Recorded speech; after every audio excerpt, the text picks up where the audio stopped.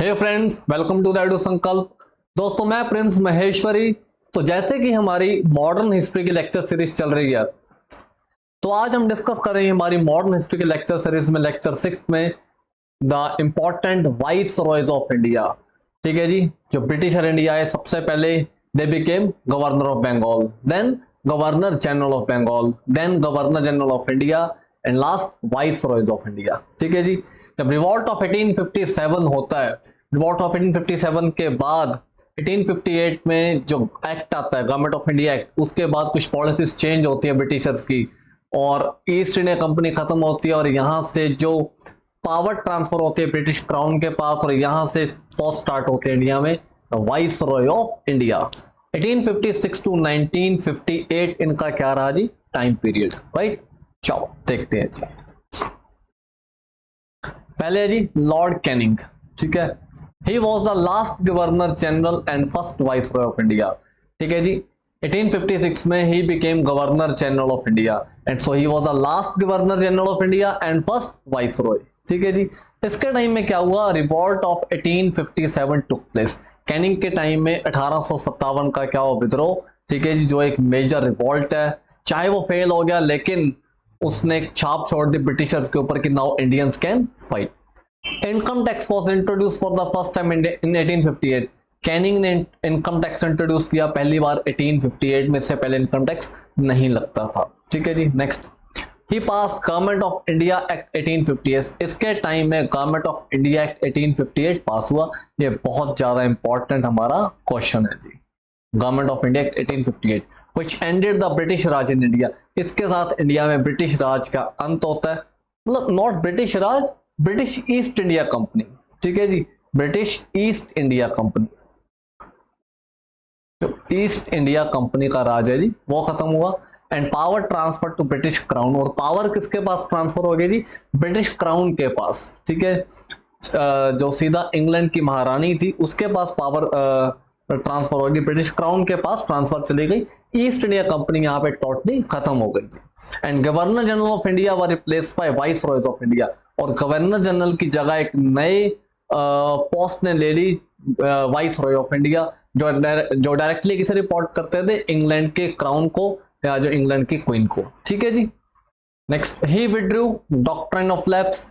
डलहौजी ने doctrine of lapse introduce की थी और कैनिंग ने डॉक्ट्रिन ऑफ लैप्स खत्म कर दी, अबॉलिश कर दी, वापस ले दी थी। ही withdrew doctrine of lapse in 1858। Done. Next, during this time for the first time India's union budget was introduced in 1860 by James Wilson। ये अगेन बहुत इंपॉर्टेंट क्वेश्चन है। इसके टाइम में पहली बार बजट इंट्रोड्यूस हुआ। जो हमारा हर साल बजट आता है जी, यूनियन बजट आता है, पहली बार इंडिया का बजट इंट्रोड्यूस हुआ। और ये किसने इंट्रोड्यूस किया जी, जेम्स विल्सन ने। किसने पेश किया, जेम्स विल्सन ने। किसके टाइम में, कैनिंग के टाइम में। तो ये बहुत इंपॉर्टेंट क्वेश्चन है हमारा एग्जाम का। ठीक है जी। Next, Indian penal code was enacted in 1862। इसके टाइम में इंडियन पिनल कोड इनेक्ट हुआ 1862 में और काउंसिल एक्ट ऑफ 1861 पास्ड। ठीक है जी।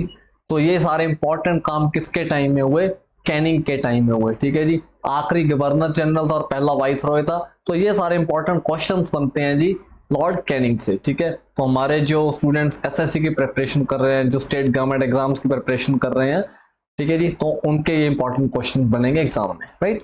अगला देखते हैं। अगला पर्सन आया John Lawrence, time period 1864 to 1869। ठीक है जी। He set up high courts at Calcutta, Bombay and Madras. इसने हाई कोर्ट सेटअप की कहां पे, कैलकाटा में, बॉम्बे में, मद्रास में। ठीक है जी। ईयर है 1865। 1865 में हाई कोर्ट सेटअप की Calcutta, Bombay and Madras. And he created Indian forest department in 1869। 1869 में इंडियन फॉरेस्ट डिपार्टमेंट स्टार्ट किया, जिसका यूपीएससी एग्जाम लेती है आईएफएस, इंडियन फॉरेस्ट डिपार्टमेंट का, इंडियन फॉरेस्ट सर्विसेज का।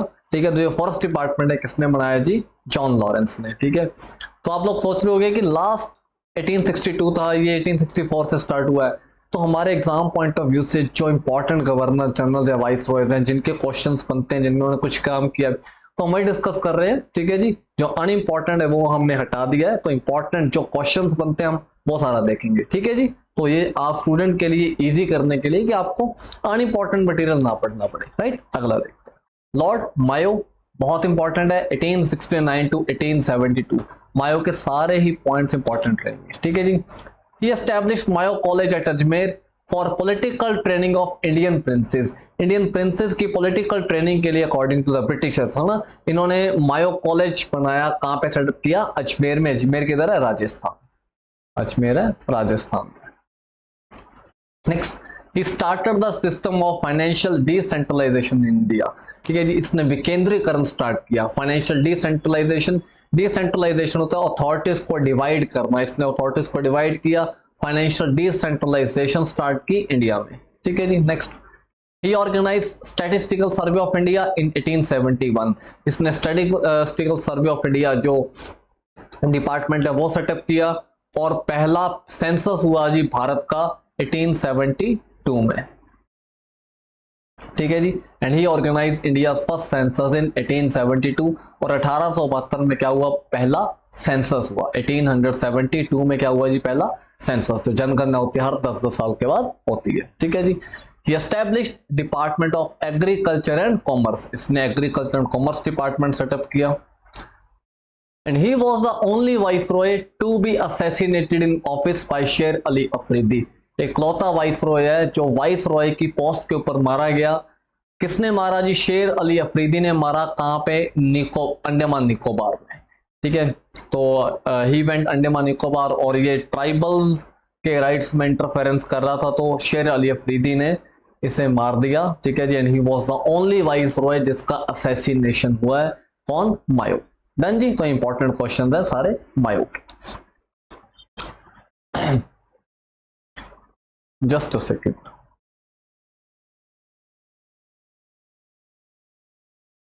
नेक्स्ट है जी लॉर्ड लिटन, टाइम पीरियड है 1876 टू 1880, ठीक है जी। इंपॉर्टेंट इसके क्वेश्चन देखते हैं। ही अरेंज्ड ग्रैंड दरबार इन दिल्ली, इसे बोला जाता है मोस्ट इनफेमस वाइसरॉय, ठीक है जी। बदनाम वाइसरॉय था, उल्टे सीधे काम, स्टेटमेंट्स देके वापस ले लेनी, ठीक है। सो मोस्ट इनफेमस वाइसरॉय बोला जाता है लॉर्ड लिटन को। ही अरेंज्ड ग्रैंड दरबार इन दिल्ली, उस टाइम इंडिया की फाइनेंशियल हेल्थ बहुत खराब थी, फेमाइन हुए थे, पैसा नहीं था, लेकिन इसने एक बहुत बड़ा दरबार ऑर्गेनाइज किया दिल्ली में, और ब्रिटेन से और बाकी फॉरेन कंट्री से बहुत सारे लोगों को इन्वाइट किया, और बहुत हेफ्टी खर्चा किया, बहुत हेफ्टी गिफ्ट्स दिए, बहुत महंगे महंगे गिफ्ट्स दिए उन्हें, ठीक है जी। और इसने भारत को और लुटा दिया। पहली फाइनेंशियल हेल्थ बहुत खराब थी, इसने और फाइनेंशियल हेल्थ खराब कर दी, किसने, लिटन ने। He gave the title of Kaiser Hind to queen Victoria, इसने क्वीन विक्टोरिया को केसर हिंद का टाइटल दिया। ऐसा बोला जाता है कि जो लिटन था वो चापलूस वाइसरॉय था, एंड इसने क्वीन विक्टोरिया को केसर ए हिंद का क्या दिया, दर्जा दिया, टाइटल दिया, ठीक है जी। He passed vernacular press act of 1878, इसने वर्नैकुलर प्रेस एक्ट इंट्रोड्यूस किया कि आप लोकल, वर्नैकुलर लैंग्वेज क्या होती है, हमारी लोकल लैंग्वेज, ठीक है। तो जैसे for example I am living in Punjab, so Punjabi is my vernacular language, तो इसने वर्नैकुलर प्रेस एक्ट पास किया कि आप लोकल लैंग्वेज में प्रिंट नहीं कर सकते, ब्रिटिशर्स के अगेंस्ट प्रिंट नहीं कर सकते। So he pass vernacular press act of 1878। Next, during इस time number of famine took place, इसके टाइम में बहुत सारे फेमाइंस हुए, ठीक है जी। बहुत फेमाइन होता है अकाल पड़ना, जब फूड खत्म हो जाता है, भोजन खत्म हो जाता है, ठीक है। एंड फेमाइन कमीशन, फिर एक फेमाइन कमीशन सेटअप किया गया under the chairmanship of sir Richard Starkey.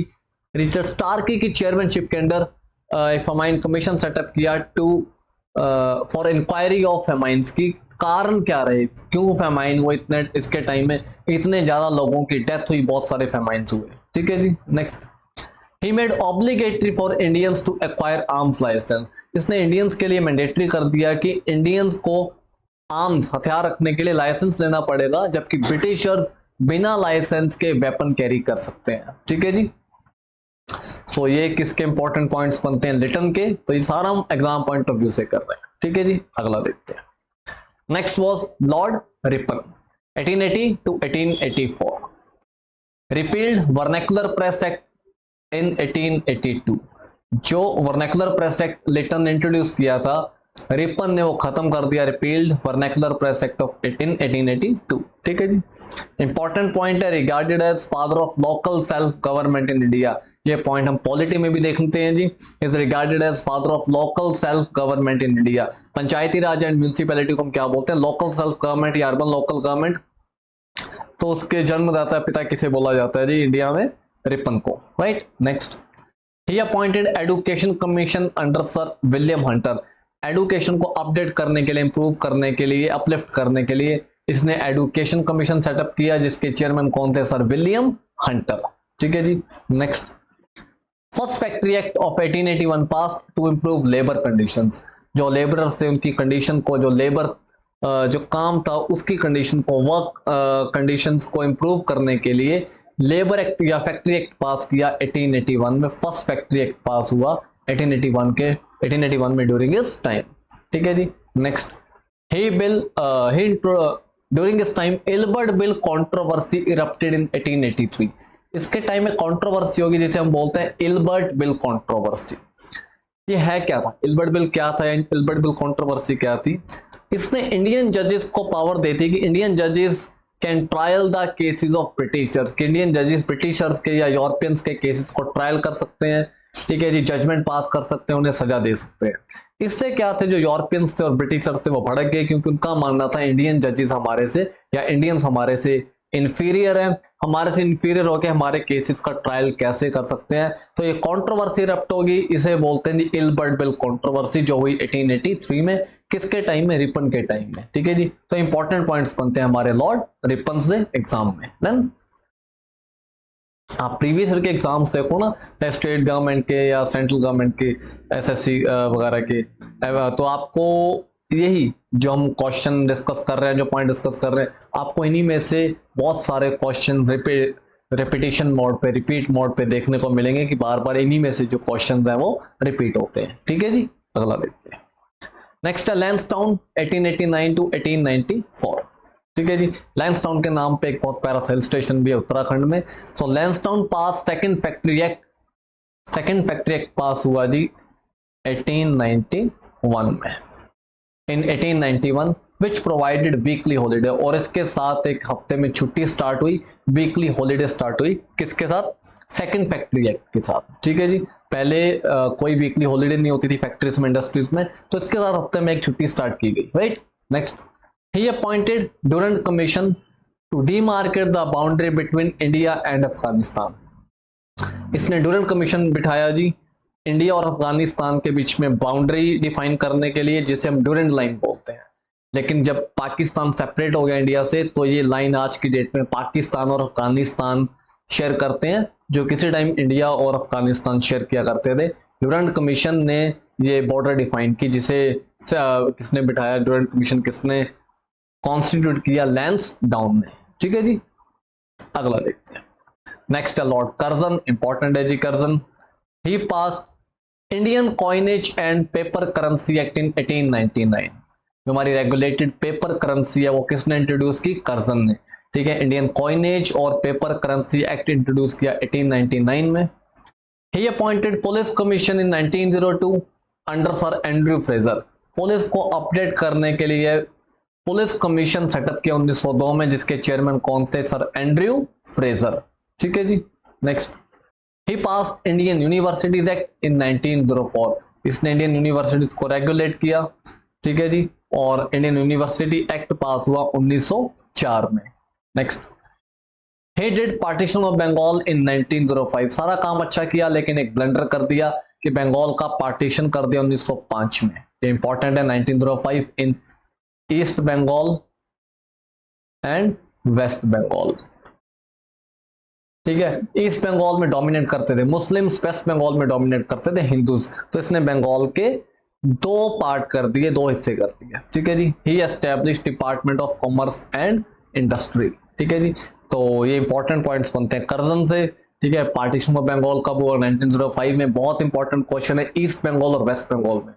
फिर आजादी के बाद ईस्ट बंगाल क्या बना, पहले ईस्ट पाकिस्तान, और आज की डेट में ये कहलाता है बांग्लादेश। डन। अगला देखते हैं। अगला है मिंटो सेकंड। टाइम पीरियड है 1905 टू 1910।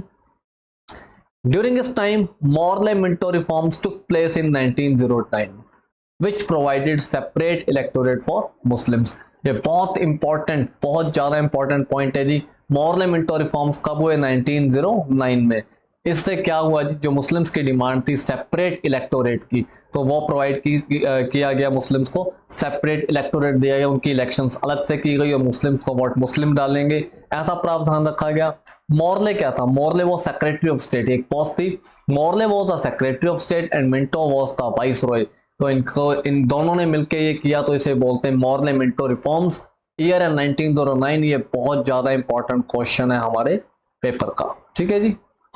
नेक्स्ट है हार्डिंग सेकंड 1910 टू 1915। इसने क्या किया जी, बंगाल के पार्टीशन को कैंसिल कर दिया 1911 में। कर्जन ने 1905 में पार्टीशन ऑफ बंगाल किया, इसने 1911 में बंगाल के पार्टीशन क्या कर दिया, कैंसिल कर दिया। And he transfer the capital of India from Calcutta to Delhi in 1911। 1911 में इसने जो भारत की कैपिटल थी वो पहले क्या थी, कैलकाटा, ठीक है जी, उसे दिल्ली ट्रांसफर किया 1911 में। तो उसके बाद इंडिया की जो कैपिटल बनी वो क्या बनी, दिल्ली, ठीक है जी। Forest research institute and college was open in Dehradun. इसने forest research institute and college, और जो कॉलेज है फॉरेस्ट रिसर्च कॉलेज, वो ओपन किया कहाँ पे, देहरादून में। तो जो हमारा इंडियन फॉरेस्ट रिसर्च इंस्टीट्यूट है वो कहाँ पे है, देहरादून में। बहुत ही शानदार बना हुआ है और बहुत ही बेहतरीन काम करता है। और ये किसने सेटअप किया था, हार्डिंग सेकंड ने सेटअप किया था, ठीक है जी। तो इंपॉर्टेंट पॉइंट्स बनते हैं हमारे हार्डिंग सेकंड से। दोस्तों एक चीज मैं ये बताना चाहूंगा कि यहां तक हमने जो वाइस रॉयज लिखे, इनके खुद के काम है। किसी ने कुछ इंट्रोड्यूस किया, किसी ने कोई डिपार्टमेंट सेटअप किया, किसी ने फाइनेंशियल डिसेंट्रलाइजेशन की, किसी ने करेंसी इंट्रोड्यूस की, लॉट अदर थिंग्स, ठीक है जी। लेकिन अब हम जो वाइस रॉय करेंगे लॉर्ड चैम्सफोर्ड से, ठीक है, तो इनके जो, इनसे क्वेश्चन बनते हैं जो इनके टाइम में काम हुए, ठीक है जी। तो क्वेश्चन आता है कि जैसे जलियांवाला बाग मसैकर जब हुआ तो उस टाइम वाइस रॉय कौन था। तो इनसे जनरली क्वेश्चन आते हैं कि कौन से वाइस रॉय के टाइम में क्या काम हुआ, ठीक है। तो हमें वाइस रॉय का अब ईयर ध्यान रखना है, उसके अकॉर्डिंग ही हमारे क्वेश्चन होंगे, ठीक है जी। जैसे चैम्सफोर्ड का ईयर है 1916 टू 1921। तो हमें पता है जी 1916 में क्या हुआ, home rule league movement start हुई, लखनऊ पैक्ट हुआ, चंपारण सत्याग्रह हुआ 1917 में, खेड़ा सत्याग्रह हुआ 1918 में, अहमदाबाद मिल स्ट्राइक हुई 1918 में, जलियांवाला बाग मैसेकर हुआ 1919 में, नॉन कॉपरेशन खिलाफत मूवमेंट स्टार्ट हुई 1920 में। तो ये सारे काम किसके टाइम हुए, चैम्सफोर्ड के टाइम में। तो हमें ये ध्यान होना चाहिए कि 1916 से 21 तक कौन रहा, चैम्सफोर्ड।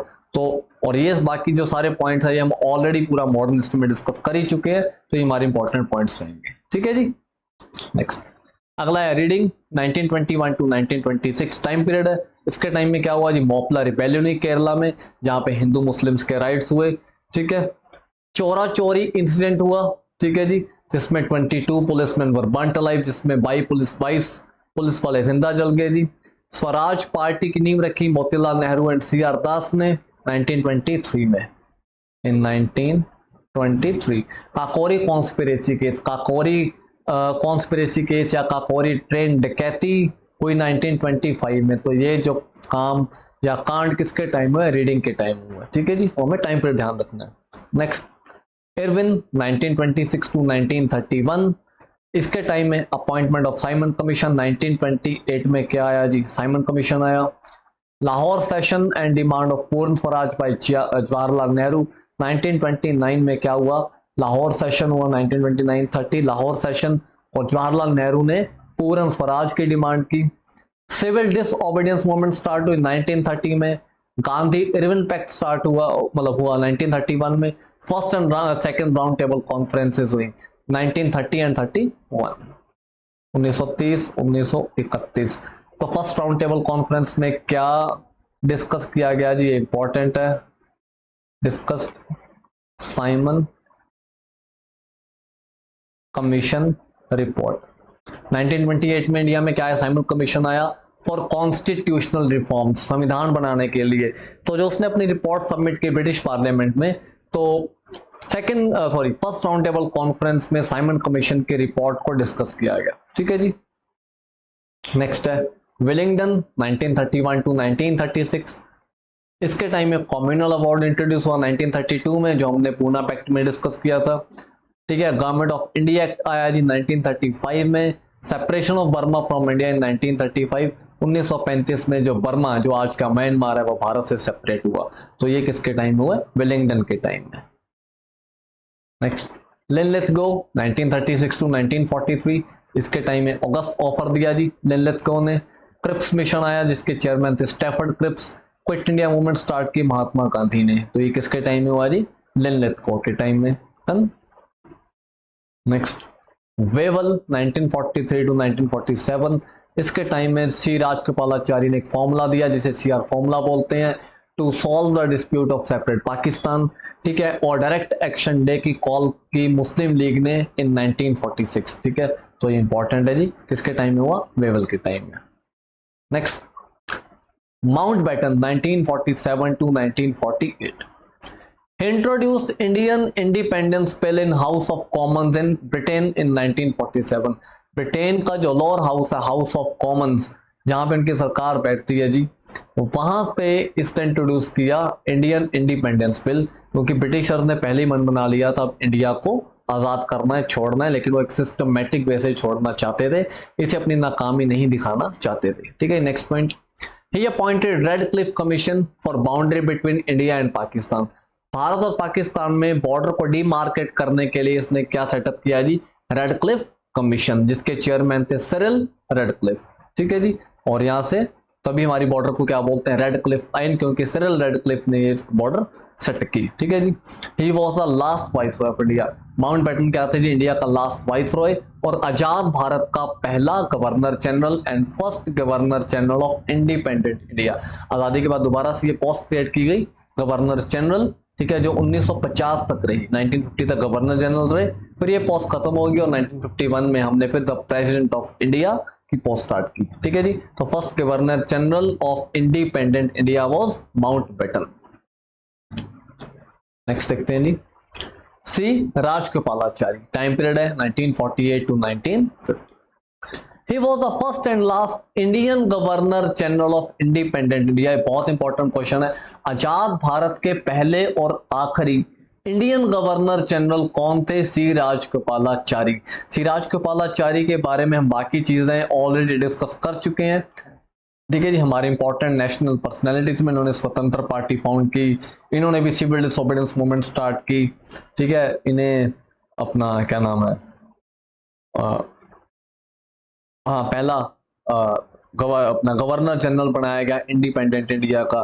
तो ये हम सारा इनमें डिस्कस कर चुके हैं, जहां पे हमने इंपॉर्टेंट नेशनल पर्सनैलिटी डिस्कस की। तो यहाँ तक का सफर था जी हमारा वाइसरॉयज ऑफ इंडिया का। ठीक है जी, तो बहुत सारे इंपॉर्टेंट क्वेश्चंस हैं तो डायरेक्टली इनडायरेक्टली हमारे पेपर में आते हैं। जैसे कैनिंग से बहुत सारे पॉइंट्स बनते हैं, लॉरेंस का पॉइंट इंपॉर्टेंट है, मायो पूरा इंपॉर्टेंट है। ठीक है जी, आपको लिटन से इंपॉर्टेंट पॉइंट मैंने बताई दिए हैं, रिपन पूरा इंपॉर्टेंट है, लैंसडाउन से इंपॉर्टेंट पॉइंट है, कर्जन बहुत इंपॉर्टेंट है। ठीक है, Minto second and all this. ठीक है जी, तो ये हमारे क्या बनते हैं? Important points, important questions in are all upcoming exams. तो ये आपको काफी हेल्पफुल होने वाले हैं। ठीक है जी, तो वीडियो को लाइक कीजिए, शेयर कीजिए अपने दोस्तों के साथ। ठीक है, और चैनल को सब्सक्राइब कीजिए। ठीक है जी, और हमें सजेशन दीजिए कि आपको और किन टॉपिक्स के ऊपर वीडियोस की रिक्वायरमेंट है।